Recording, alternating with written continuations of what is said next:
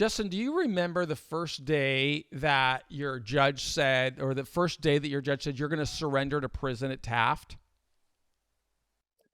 I do. I just been sentenced to 18 months. My co-defendant had just been sentenced. His public defender asked for Lompoc. My lawyer whispered in my ear, if you get sentenced to prison, we're going to ask for Taft because they'll send you to different prisons. And after I was sentenced, my lawyer asked Judge Wilson to recommend Taft, and he did.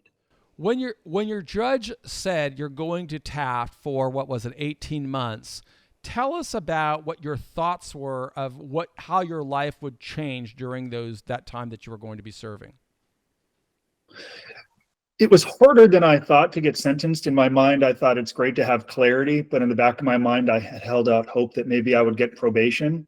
So the reality of the situation set in. After I was sentenced, I looked at my dad didn't attend. My mom in the front row, she's crying and very sad. I had friends there to support me. And I think the reality of the situation had just kicked in. And then I heard my judge say 28th of April, 2008, I could surrender, which was just over 2 months. And that 2 months before I went in was very difficult just because it's the reality. It's a foreign world. I didn't know what to do. And even when people suggested, things for me to do, I didn't do it. Like my family sharing your work with me, I didn't read it. So I just continued to make bad decisions even after I was sentenced to federal prison.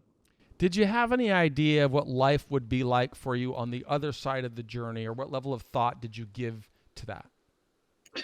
Not until I went to prison, because I continued to have people who loved and supported me, who kind of told me what they wanted me to hear, or they just didn't know. So they just shared information like, hey, you're JP. We love you. You've been selling real estate for 3 years and crushing it. Your judge just commented on some of your character reference letters from clients when you sold real estate. Your convictions elsewhere. You're just going to come home, sell real estate. We're going to play golf 2 or 3 days a week. Things are great. Even if you do lose your license, that's fine. You be the marketing guy. We'll do the contracts under my name. Like everything is great. Go. You put on weight, 30 pounds heavier. You look fat, bloated, and miserable at 29. It's a fat farm for a year. You're going to come home. It's it's a year. It's nothing. And I was like, yeah, you're probably right. That makes a lot of sense. And then it turned out to of course not be that way, as the reality sets in of all of these collateral consequences. I start getting calls from like reputation management companies, calls from licensing lawyers. Would you like to keep your real estate license? If so, hire me for $10,000. It's inevitable you lose it. I'm like, oh, that's not good. And then how are you going to pay the restitution? I don't have any idea. And then I look at the bank accounts, which had dwindled so significantly, in part because I'm using my home like an ATM to pay the lawyers. And I just didn't want to address it. And I put it aside until I went to federal prison. And even then I wasted kind of months doing nothing else besides exercising.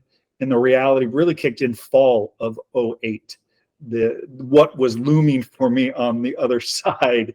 And I wish I had started sooner, but I'm glad I didn't delay any longer.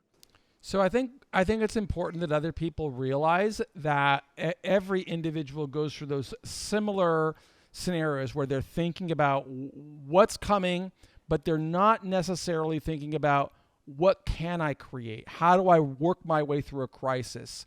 And I think anybody in our community should be thinking about this as a crisis. I've got to deal with my head in the game. I got to have a plan. I've got to make sure that I am working that plan, know what priorities do I have to hit first. And it doesn't matter what stage in the journey they're in.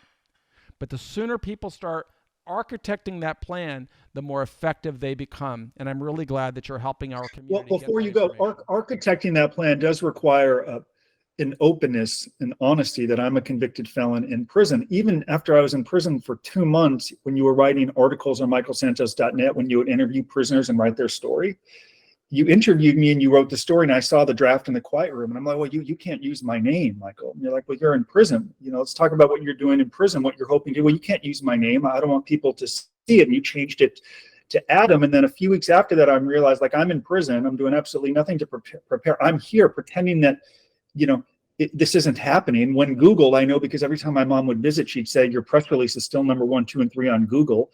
So it just, in order to recalibrate, it requires an embracing of the reality. Like, I'm here, and unless I make different decisions, it's just the problems are going to continue long after federal prison. And I finally began to see that with your advice. I finally began to see it. And that was like the right hook to the face. I finally began to What would see you have to what say was if I coming. told you I disagree with you?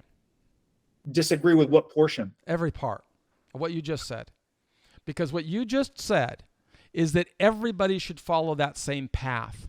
And that is not accurate. No, it's not what I said. I said, I think in order to begin to overcome, for me and for a lot of people, to begin to overcome this felony conviction, you have to embrace the reality that you're there. Even for a while, I didn't even do that.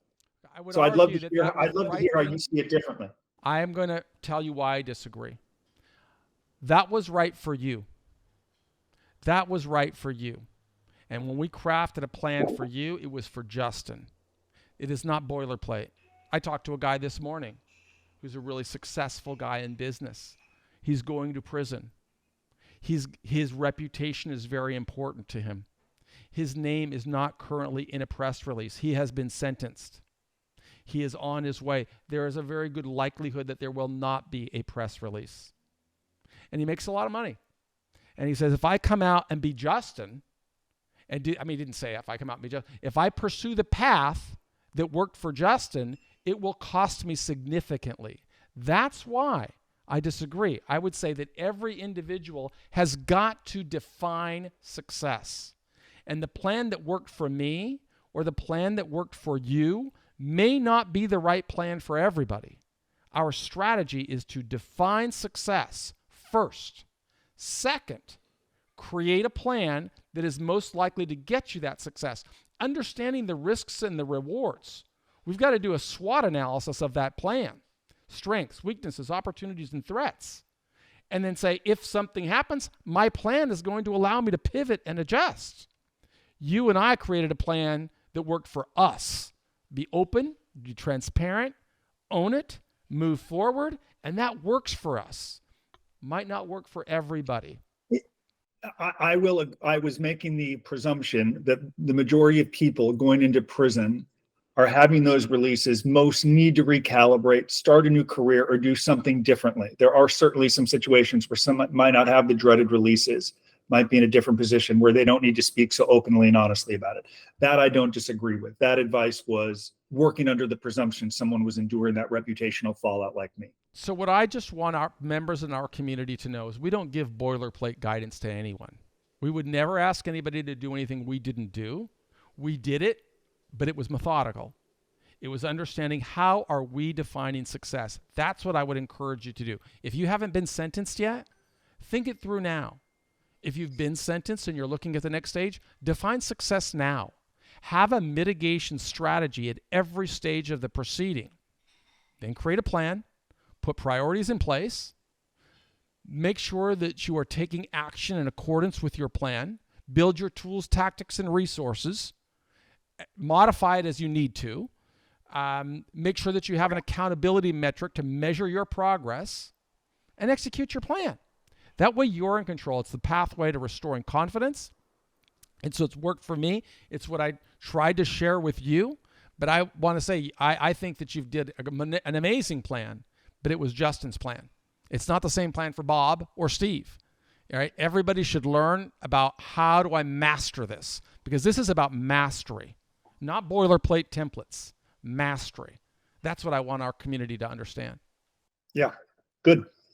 All right. So thanks so much. We are glad that you're a part of our community. I hope you enjoy Justin's webinar today.